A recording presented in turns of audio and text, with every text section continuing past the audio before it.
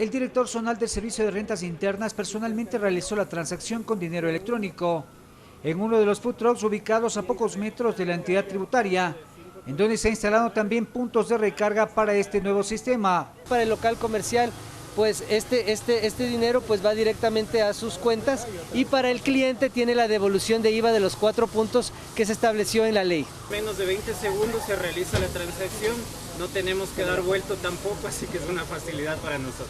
Este grupo de emprendedores de venta de comida rápida en camiones, denominados food trucks de la Asociación Nacional, decidió iniciar este proyecto y explicó las ventajas. Es más fácil por el simple hecho que es electrónico y no necesito dar vuelta. Simplemente es cuestión de tener el saldo en la cuenta, ingresamos el número al cual se va a comprar y la transacción está hecha. El SRI, la Asociación Nacional de Food Trucks, anunciaron también la incorporación de este sector económico al sistema de tributación del país con la emisión de facturas y notas de venta en base a un nuevo esquema. Han recibido capacitación por parte del Servicio de Rentas Internas y han abierto el RUC en una nueva modalidad, porque todo hay que ir innovando.